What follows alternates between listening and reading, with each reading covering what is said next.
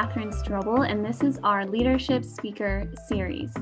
This is a program that we hope will serve as inspiration, which I think we can all use right now, by learning about different professionals' stories, habits, and behaviors that have led to successful leadership. Today with us, we have Diana Wilkins. For more than 5 years, Diana has been the Director of Community Services at the Rockland County Pride Center, as well as an adjunct professor at Ramapo College of New Jersey. In addition, she has been an adjunct professor with Dominican College for over 11 years. Prior to joining us at Dominican, Diana worked at VCS, which is an organization in Rockland County that provides counseling services and mental health treatment with an anti-racist social justice mission. She has significant experience in motivational leadership, strategic planning, fundraising, grant writing, and excelling in the not-for-profit sector. Diana is passionate about fostering connection and empowerment through events and education, and providing her community with access to trauma-informed education. She has a Master's of Arts in Creative Writing Poetry and a Master's of Fine Arts in Creative Writing Poetry. Diana, welcome. Thank you so much for having me. Thank you so much for being here today. I'm very excited to do this, and I'm just going to go ahead and jump in. So I'd like to begin with opening with just sharing a little about you and a little about your background and your story that kind of led to where you are today. Sure. So, like Catherine said, I'm Diana Wilkins. I am currently the Director of Community Services at the Rockland County Pride Center. I began my work in Rockland County in the early 2000s. I think it was 2008 or 2009. And before coming to Rockland, I worked in Westchester County at an organization called The Loft, which you might or might not know of. They're the LGBT center in White Plains. And there I worked under the auspices of the Empire State Pride Agenda, which was a not-for-profit organization that focused on lobbying for LGBTQ rights in New York State. They're no longer an organization, but they were crucial in the fight for marriage equality and for what we have today, the Gender Identity Non-Discrimination Act in New York State. So I spent 4 years doing lobbying work and field organizing with them. And then kind of the political climate changed, marriage equality passed, and it just seemed like the right time to move on.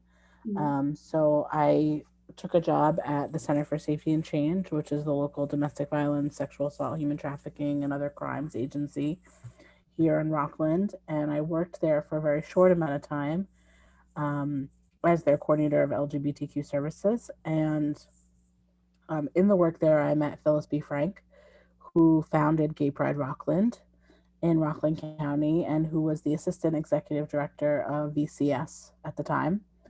And Phyllis and I became close, and I really admired the work they were doing in and with the LGBT community at VCS. And it just so happened that a job opened up, and I applied for it, and I got it. And that's kind of started my career with what is now the Rockland County Pride Center. But we have an array of services and events and advocacy services in the county. So, that's kind of, who I am. I started my career, working at the Loft because out of college and finishing graduate school, I really actually thought I was going to be writing for the New York Times. I had this dream job of being a journalist and all these things. And then I really fell in love with poetry and pursued, creative writing, and I just kind of fell into the nonprofit sector and grew to love it. Awesome, thank you. Yeah, it's interesting sometimes the dreams that we have and then where we end up is sometimes even better in a more passionate place than we could have imagined.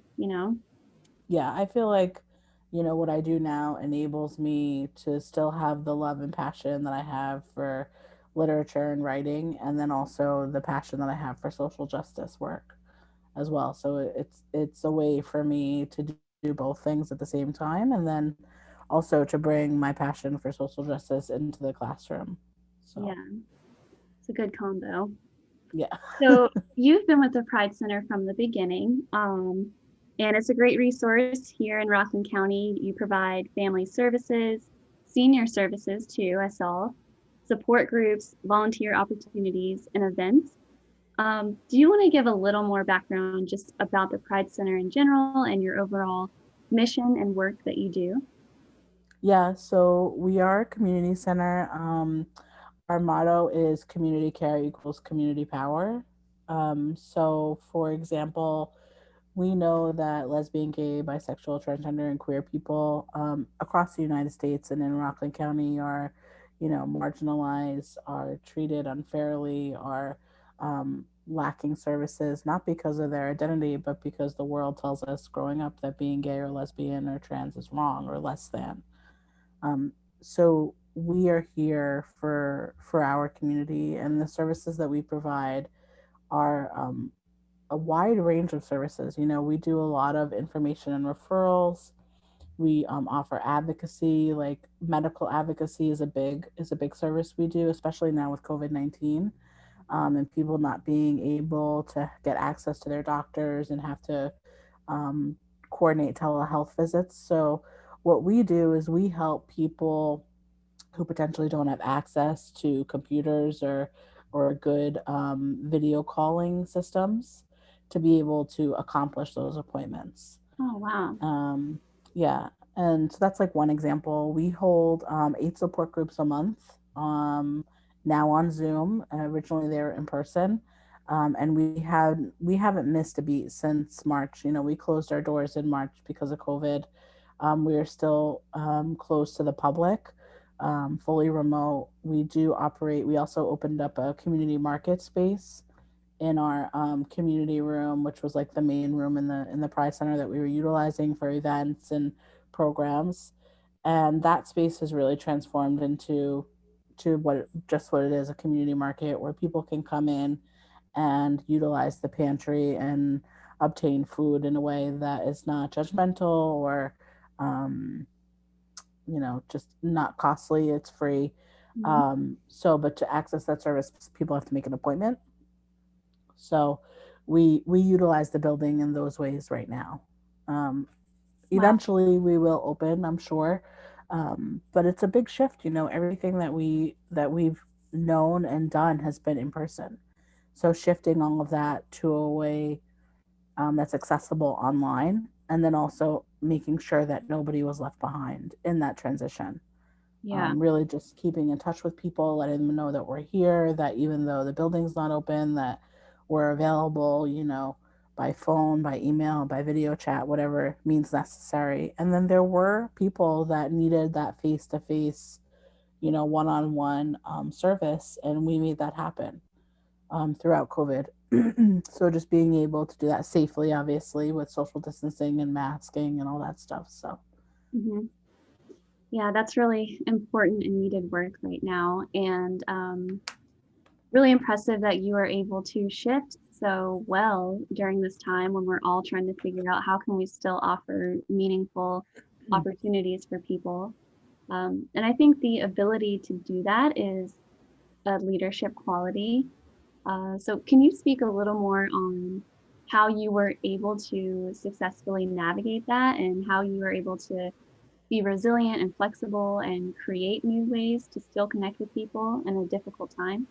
yeah, I think one of the things that I would be remiss not to mention is that we're a small staff. We are a staff of 6. Mhm. So some of the things that we've accomplished might have taken, 10 extra steps if we were like a staff of 10 or 50 or 100.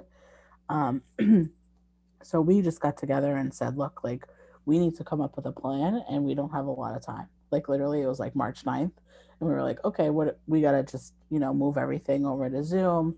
We got to figure out how to run groups. We have to figure out how to stay in contact with people.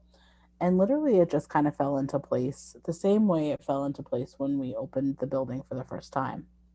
You kind of figure out what you need to do as you're doing it, so to speak. Mm-hmm.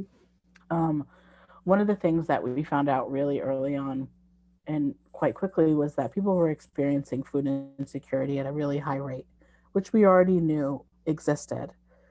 But it was, I want to say like it became a bigger issue, but it almost was like exasperated by COVID Yeah. and by people losing their jobs and not having access, and also not being able to take public transportation.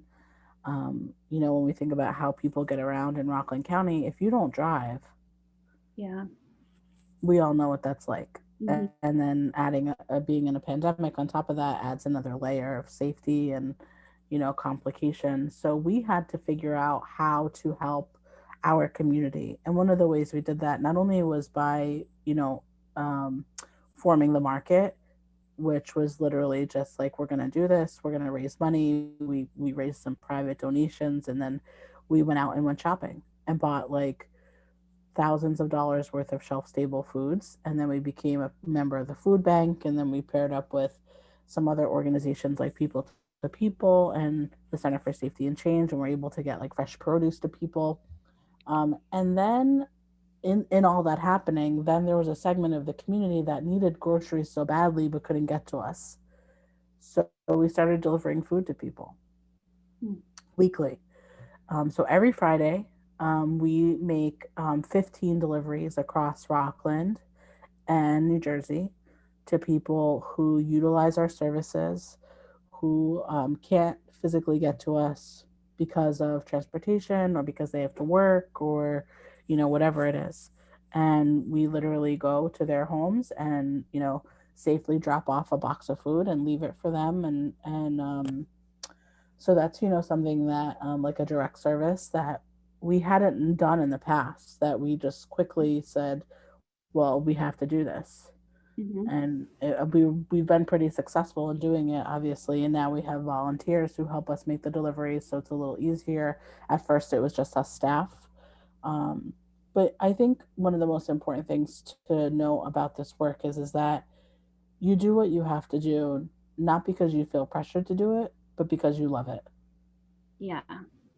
And you don't question like working, the long days or on the weekends, or when there's somebody that needs something, like picking up the phone and navigating that with another staff person, you know, and also knowing that there's burnout, and burnout is real, and checking in with yourself and your team, and knowing that it's okay to say, hey, you know what, like I really need to take a day off, Yeah. especially now in a pandemic. It's a little different, but just knowing that that's also, it's good mental health practice. Definitely. So I think that also plays into leadership, just knowing that, um, letting people know on your team that it's okay to not be okay also. Because I think a lot of times when we get into our professional capacities, it's it's fearful to say like, hey, you know what, like I need a break, or I need to take a mental health day, or there's stigma around that. So just really acknowledging that it is okay to feel like you're overwhelmed, and you're exhausted, because that means that you are, and you have to take a minute, and you're going to be that much better when you come back. Yes. So I think that's one of the, that's something that's like kind of trickled down into the work, over decades of work. Just knowing that, if you had asked me that question when I was 19, I wouldn't have said that. Right. Because people were expected at work and it's robotic. And now it's becoming more and more recognized that we're human. We are whole Yep. beings with a lot going on. Brene Brown, she does a lot of work with that, um, help to shed light on that. So speaking of your team, it sounds like you have really great communication with each other. Yeah, And we meet every day. Since March, we decided we were going to meet on Zoom at 10 a.m. every day. no matter what. Not on the weekends, but Monday through Friday, no matter what. And then we also have like a group text, which we didn't have before, just to like check in, or if things are happening that need to get attention right away. But it's just become more than like a check-in. Like, there are days where we'll just sit on Zoom and work quietly and just be on Zoom. Just be together, because we functioned in a way where we were all in one space together working all the time. So not having that component and being separated in this way, I think that was probably one of the most challenging things to navigate, Yeah. because we're conditioned to be working together and not in separate silos, if you will, or separate houses. So figuring out how do we do what we do, and also not feel like, oh my god, this is totally terrible that we're away, we're not in the same room. It's challenging, when you're used to being in a team cohort like that, and then you all of a sudden are not. Yeah, it sounds like you developed a good solution though. Yeah. Our team too, we use Teams now, so we're just chatting more often, and Yep. we always have a weekly Zoom meeting. And sometimes when you're going and going and going, you feel like, oh, I don't even need this. And then you sit down and you do it, and you're like, I really needed to sit down and communicate with my team. Yeah. But all right, I want to transition a little bit. You have significant experience working with the LGBTQ community and providing services and support for diversity. For example, you conducted a training for the staff at Nyack Hospital. So, of course, when it comes to corporations and organizations such as colleges, creating solutions and supportive environments, there's not necessarily a one size fits all approach. But in general, are there any go to tactics or methods that you could share that help organizations with diversity? That's a good question. So let me give you a little background about Nyack Hospital for the people that don't know. Um, Nyack Hospital, which is now Montefiore Nyack, and the Pride Center had a really long history of collaborative work. It was started before we were the Pride Center, on the shoulders of Phyllis's leadership, Phyllis Frank's leadership.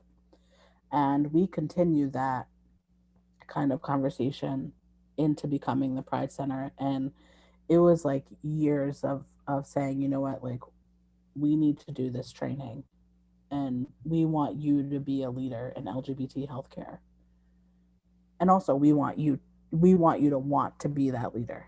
Mm-hmm. So with that being said, in 2017, and we trained, I think it was like 1,800 staff in 6 months, 6 to 8 months. It was a very short amount of time. In that time frame, we had lots of conversation with the hospital around what did they want to accomplish, and what were their wants and needs around a training that talked about LGBTQ affirming healthcare.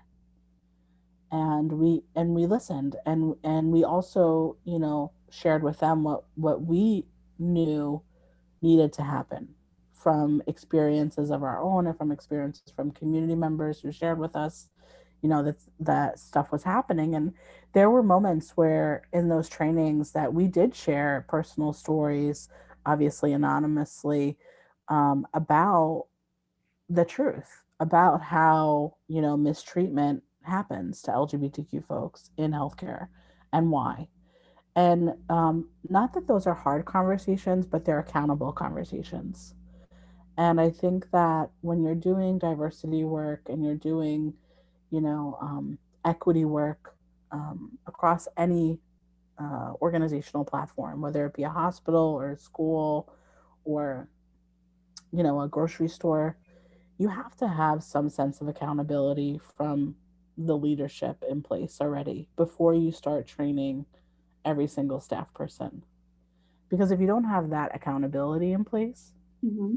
and that buy-in, if you will, like that this is what we're going to do and we're embracing this, and we know that we have to grow and change and learn, there's like no teeth to the Yeah. training. you know? Like, we could train all we wanted to, but if we didn't have the buy-in from Dr. Mark Geller, who's the CEO of the hospital, we wouldn't be able to have those hard and honest conversations around what healthcare looked like for LGBTQ folks. Mm-hmm. So you need You the know, and the same. leaders to lead by example. Yeah, exactly. Yeah. And I think the same thing can be applied to any other organization, you know, Dominican, Ramapo, any college, any company that's looking to do, you know, inclusion work or what we call diversity work or equity is a big term that's being used now, equitable work. Um, you know, I think it's important, and it's how you get to the root of what you want to change. Mm-hmm. So also about that training, I read that you stated, we are here to change the world and we're starting in Nyack. And I really loved this because I believe in starting small and making big differences over time. And I think often when people think about making positive changes in the world, it can almost be overwhelming or intimidating, like you don't know where to start, or you can feel defeated, like no matter what you do, does it really make a difference? So, do you have any advice on steps that people can take when they're really passionate about something to make positive changes in the world? Um, I think like finding your people, if that makes sense, like finding the people that embrace the same ethics, values, and morals that you have around your work. Um, and knowing that there will be more moments than not where, you know, you're going to get, um, no, not interference, but you're going to find moments in your professional career where you might experience people questioning your leadership. And if you have your people behind you, it'll be that much easier to deal with those moments than if you were, you know, solo alone. Uh, And that's something that, you know, is really important, I think, in any organization, but something we really hold true at the Pride Center that, you know, if like, don't leave me out here alone, so to speak, you know, like if I get taken down, like it's like the whole team has to be, you know, ready or, yeah, that makes complete like with sense. training. It's Yeah, the like same thing. people who If support you're, you. yeah, people will support you. Yeah, definitely. Like if we're training and somebody says something that's, you know, like an uh-oh moment, it's our job to help that person see, you know, why what they said was not good, but also to teach them something about what they said. So, and just like being in tune with who your cohorts are, who your coworkers are, who your leadership teams are. Um, but I do want to say that sometimes that's easier said than done based on infrastructure and based on oppression in the workplace. You know, I think the Pride Center is lucky in the sense that we do have an anti oppression, anti racist analysis that we carry into our work, and also all of us on staff embody personally. Um, it's harder when you're working for a larger organization or a larger company that might not have those same beliefs or that same analysis. Um, Yeah, so I don't want to be remiss and just say, you know, like it's easy to find your people. Like it's not as easy sometimes. yeah, if you're lucky enough to have those people at where you work, that's great. And if you're not, you can still identify those people in your personal life and rely on them in your trouble times. So, It's you like know, building your network in yeah, another way. there's some people who everyone's always going to have opinions. So there's some people that you just have to know their opinion matters and you care about it and you need it. And they energize you and they support you. And then there's some people that you have to know their opinion doesn't matter. So just Yeah. knowing who your people are, whether it's at work or just throughout your life, I think is really beneficial and important. Mm-hmm. Definitely. Thank you. All right. So thinking of leadership, and you mentioned people questioning your leadership. I just wanted to take time to ask you, what does leadership really mean to you? Because it's a buzzword. You hear it a lot, and I have done a lot of reflecting on it myself, and I like to just dissect it from people who are leaders, and see your true, authentic perspective of it. I think that leadership means being accountable, not only to the people that you're serving or to the people in your communities, but also to your team or your staff.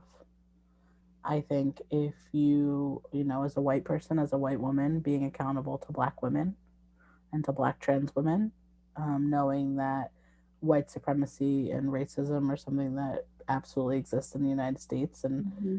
um, you know, as a white woman, having power and privilege in a way that Black and Brown people don't. So knowing that, and also working against that tide, if you will, working against that, and knowing when, you know, when you're not paying attention that you'll mess up. That's kind of a motto that I go by, you know. And I think also leadership means um, being at the table. So, you know, when I worked for Phyllis, something I learned early on was she used to say, you know, if it's not cooked, it's not cooked. And that doesn't mean that we leave, you know, we leave. It just means that we continue to stay at the table until it is cooked, which means that we're all in a good place and we're all in agreement that this is where we've ended. Mm-hmm. So I think I think leadership has to do with that. I think also leadership has to do with listening to what community members want and need, Yes. and then also knowing that it's not like a unilateral decision making process, and it shouldn't be. It should be a communal decision process. Right. It's not about leadership, isn't about power. It's about empowering others, having Yeah. the accountability conversations, as you said, and showing up, and not just showing up, but staying until it's cooked Hmm. and And I listening. don't think Listening. that I don't think that that's like a common thing.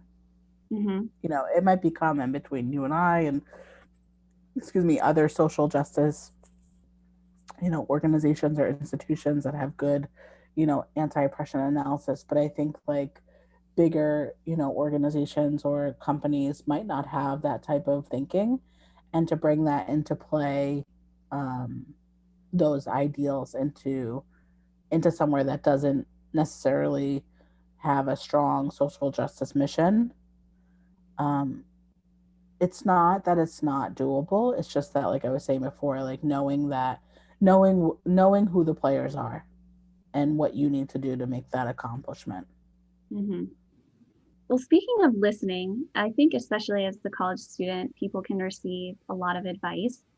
Um, and something I think we can learn from is maybe bad advice that we've received too, um, that we've avoided or that we didn't, but then we learned from.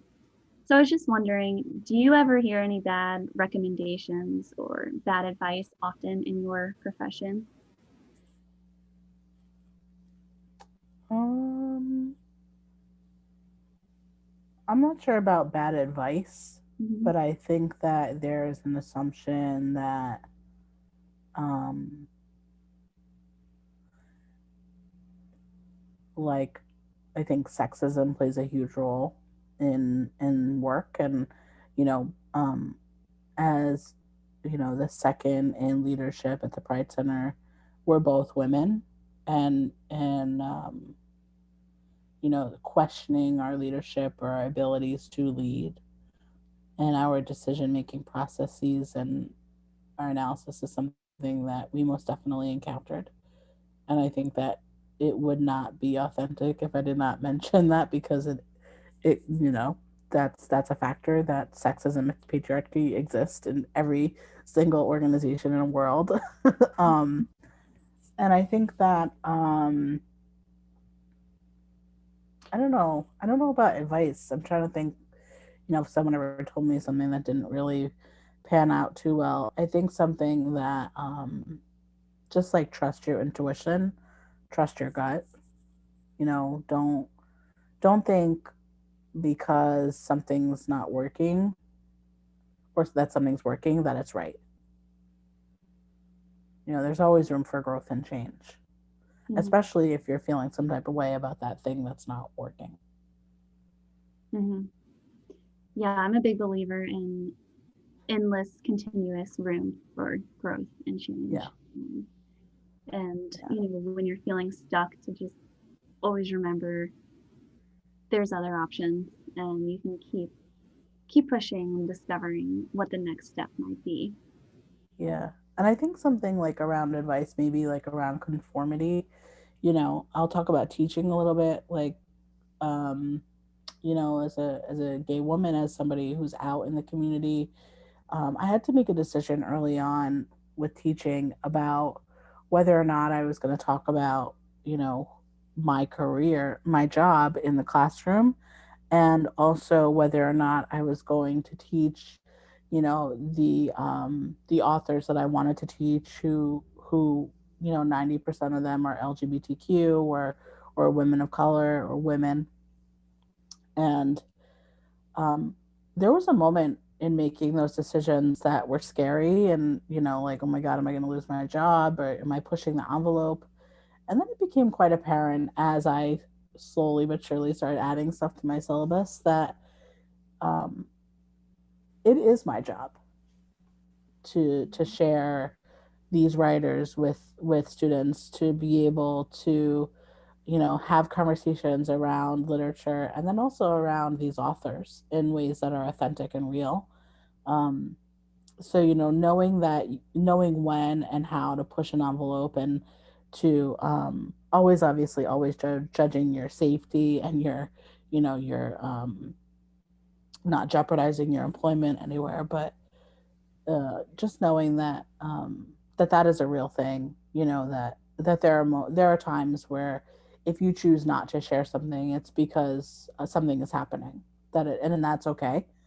And then also knowing when it is good to share, meaning that, like, if you're feeling some type of way and you feel like you have to share, that that's probably a good time to share Mm-hmm. about something. So I don't know if about advice, but I think that's like, if there was one tip of advice that I could give, it would just be that, just like, trust your gut, trust your intuition, Yeah, that's good advice. Yeah.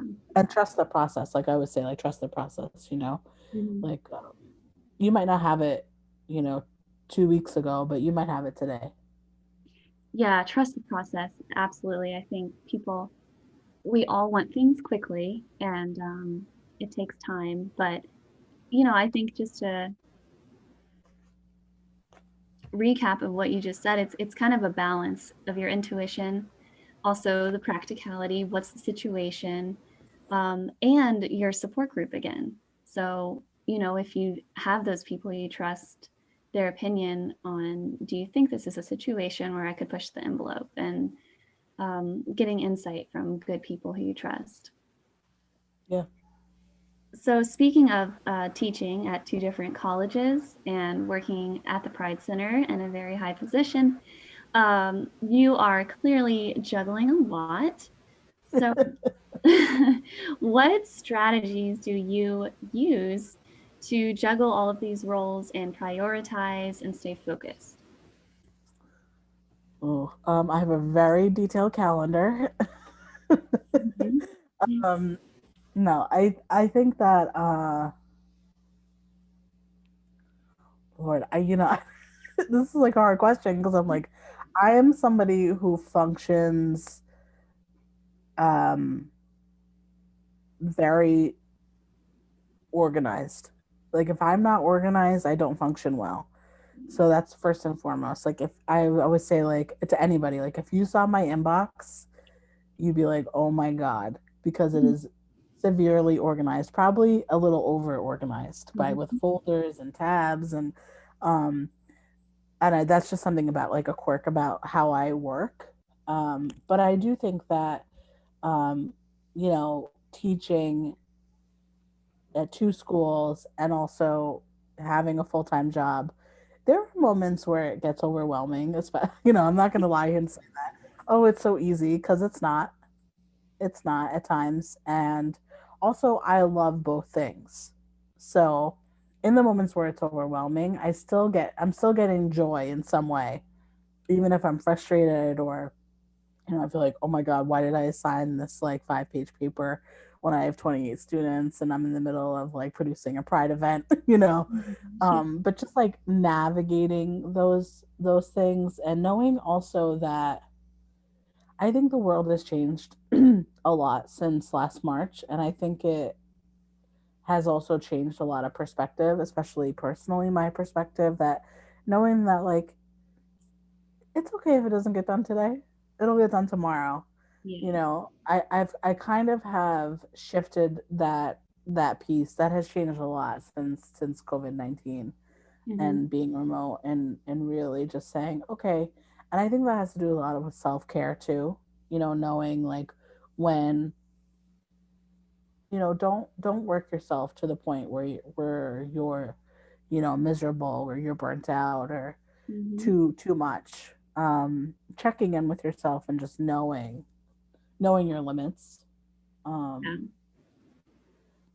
yeah, and then I think it just comes with the plumbing of if you like to be busy and you also like multiple things, that you can do those things Right. at the same. But also I will say that I have very good boundaries around self-care, and that's been something that I think has evolved in my adult life. Like Hmm. just like I need to take a vacation or I need a few days off, or like on a Saturday, like I am not going to go on social media.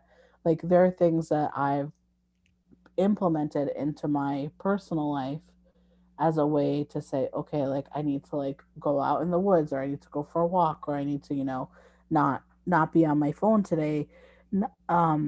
Because it does change your mindset and your being. It's almost like you have a reset, Yes. which is necessary. Yeah. I think there's three things that really stood out to me with your answer. And the one is you said, I know that I have to be organized to function well. And I'm the same way personally, but some people aren't and they still function really well. So I think the key is knowing yourself and knowing how you function best. And then number two, doing what you love and what a difference that makes. So I, for example, have worked really hard in jobs I didn't love, and I've worked really hard in a job that I love. And it's such a complete difference. Yeah, I can do a 12-hour day with something I love and I'm still tired, but I'm not completely depleted. yeah, So knowing what you love and knowing your strength. And then number three, those rejuvenation days and boundaries. Boundaries are really important. I think especially it can be hard for young professionals because they're right out of college and you want to shine, you want to show what you can do. So, and especially now with technology, we're always connected.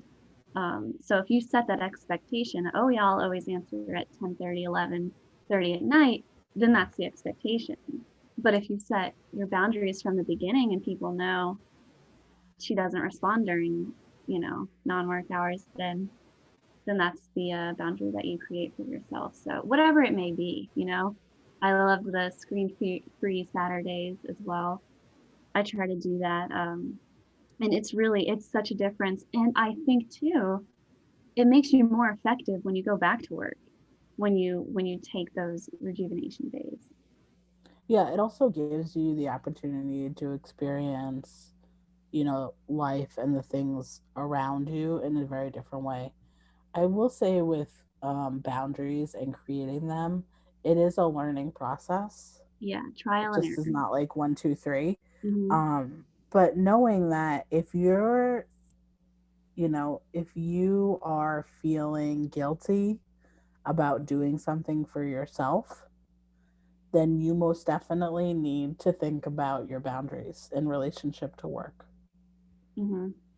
Because you should not feel guilty Yeah. about taking that day off, or, scheduling a vacation in the middle of a summer month, or, you know, like just saying, oh my God, like I really need to take a personal day. You know, if I could give one tip of advice, it would be that, really dig deep around self care, and don't let, you know, that feeling of guilt is because somebody's doing something to you that should not be done as an employer. Hmm. And we have this culture, especially in America, that we're always supposed to be checked in, and it's not the way it is. It's not the way we work. I do think we're slowly changing and getting better at that, luckily. But um, yeah, do you have any other examples of when you're just feeling really overwhelmed or just burned out? Things that you do to rejuvenate? Yeah, well, so obviously I love to read Mhm. first and foremost, but during COVID, I actually became an avid gardener, which is something that I wouldn't have normally, I think, done just because of time. But my partner lives in a apartment where there's a backyard, and I actually garden. I had this huge garden this summer, and it gave me the opportunity, because of COVID-19 and because of being in a place where I wasn't leaving to go to the office, or I didn't have a work function or a gala to attend, or, a networking event, that all of a sudden I had a lot of time on my hands in a way that I had never experienced before in my personal and professional career. Because a lot of times when you work in nonprofit work, you have to go to events at night. Mhm. So all of a sudden, my calendar got really empty quite quickly, and I did everybody's calendar in the world, and it's something that I really enjoy. It's something that I enjoy that gave me definitely something to do during the height of the pandemic. I Mhm. think it saved me in some ways. I won't lie about that. But something I'm looking forward to this spring. Like, I'm gonna do it again, and so there's that. And then I'm an avid like show and movie watcher. I'll get hooked on something and then just watch the whole thing Mhm. from Yep. start to finish, like a binge watcher in that way. Um, and then just like doing stuff that I like to do, like just knowing that, like going to the beach, or like going for a walk, or going, I don't know, maybe taking a ride, or going to get a cup of coffee, or, um, things have changed so much in such a short amount of time. And also navigating those things that you love to do that potentially you can still do, but in a different way. Mhm. Yeah, knowing what you love and most everything you mentioned, gardening, taking a walk, going to the beach, are things we can do when we put our phone down, we close our laptop, um, and we connect with the moment around us. Yeah. Um, can really be helpful sometimes. So, as a writer and a reader, I'm excited to ask you this next question because some other people I've interviewed, I ask and they're like, I don't really have anything for that. So, can you provide a book or books that you have given most often as a gift, or just ones that have greatly influenced your life? Oh God. Yes, a lot of them. I probably have a laundry list of books. um, I think one of the most common books, or a book that I've given as a gift multiple times. There's a collection of poetry by Adrienne Rich, um, that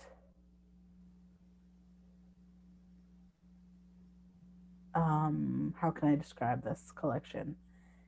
It really harnesses feminism, women, and love Hmm. and truth, I think, you know. Um, and I think that, as a poet, obviously, she's one of my all time favorite poets. Hmm. But I think her work is relatable and is something that is held at a high honor. So that's a book that I would give as a gift. But I think books that have changed my life or have impacted me. Um, oh Lord, a few semesters ago, I read The Year of Magical Thinking by Joan Didion with a class, Hmm. and I think that book was a real eye opener into process and grief in a way that I might have not ever experienced. Hmm. And I'm a big Joan Didion fan.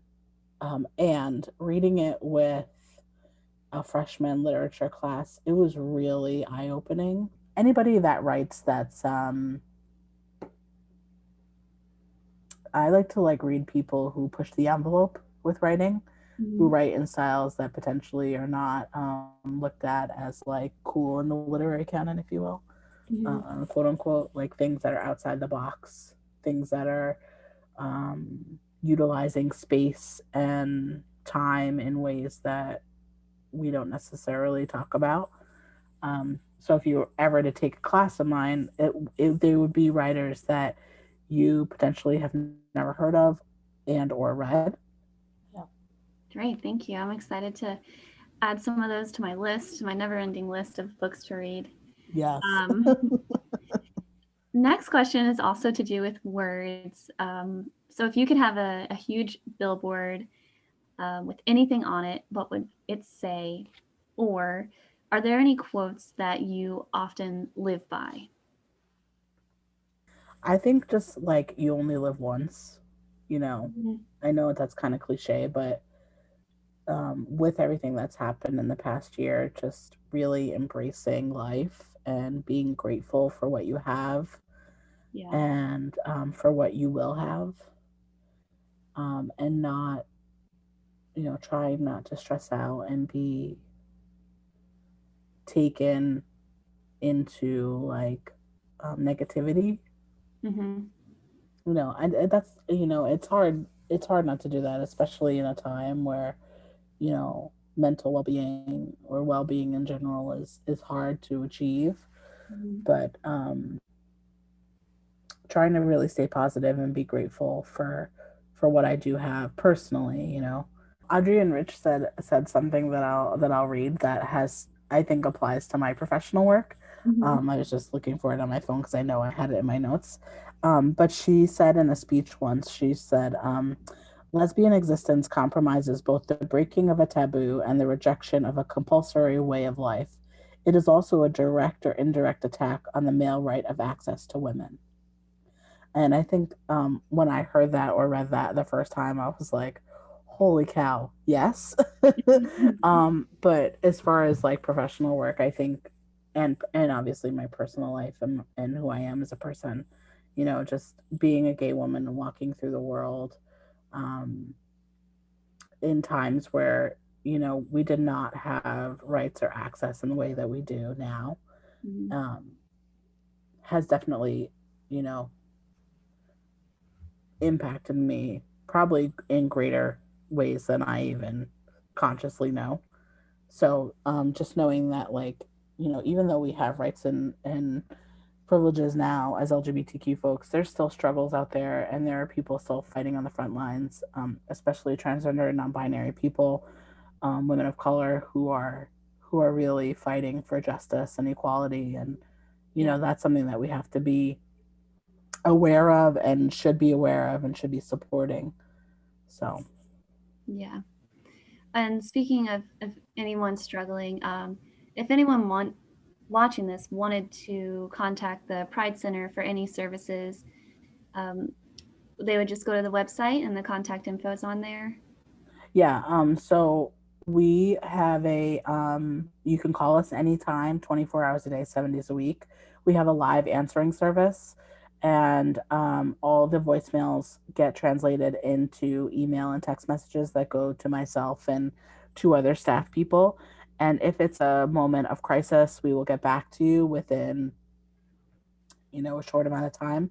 If it's something like a referral or information, excuse me, regarding a program or a service, we'll get back to you by the next business day. So you can always call us. We also have email. We're on Instagram and on Facebook. So a lot of times we get messages that way. And then our website. All right, I think I'm winding down to maybe just one final question here. Yeah. Um, so, right now, in the time we're in, is there any advice you could leave us with when thinking about diversity and how we could be better in general and more inclusive and more equitable? Yeah. I think diversity is a term that often gives leniency Mm-hmm. to non accountability. And I think as social justice movements become more and more in the mainstream, that using accountable language is the only way to achieve equity, and knowing the history of law and culture in the United States around any marginalized group. Um, you know, I think that's something that, I'm going to give you an example of leadership that I should have given you before that I just kind of thought about was this past June when we were remote. We made a decision to not have any pride events. And the reason we didn't do that was because of the uprising around the murder of George Floyd. Mm-hmm. And we made a decision organizationally that we were going to listen to Black and Latin and people of color, Indigenous people of color from communities saying, this is not a time to celebrate. This is a time to resist Mm-hmm. and to show solidarity, specifically in white led organizations. Um, and the decision was easy and also one that was complex to talking about, well, what does that mean for, Pride as an annual celebration? And just knowing that moment was one that it was absolutely in our, you know, core to stand in solidarity and to say, you know what, due to what's happening in the United States, everything that we're going to do is in line with what Black Lives Matter, with what bi Indigenous people of color, BIPOC communities are saying to do. So I think being accountable and listening to, how marginalized communities are being treated, um, is the key to being equitable. And really what diversity means. I think people think diversity, they're like, oh, we're going to put a sticker on our door, or we're going to have a one training a year. Um, when that's like a breadcrumb of the steps that have to happen, if you will. Just really knowing that it takes commitment to be equitable and to stay at the table. It's not Mm-hmm. just a one and done conversation. Mm-hmm. It's ongoing. Yeah. Yeah, you say in your core, which goes back to when you were talking about earlier, listening to your intuition when you just feel that, and also discussing, you had mentioned earlier, listening. So listening Mm-hmm. and knowing when to sit back and listen. And I think if you had a keyword of the day to represent your leadership, it would be accountability. So yeah, I think that's a really important takeaway here today, to be accountable to ourselves, to our loved ones, to our community. and really think about what that means, and what actions that take. Yeah. Awesome. Well, thank you so much. I'm really grateful for your time today, and love doing this interview. And again, pridecenter.org. Yep, rocklandpridecenter.org. Okay. Thank you for all the incredible work that you're doing in our community. And yeah, I hope you have a wonderful day. Thanks, Catherine, so much. You too.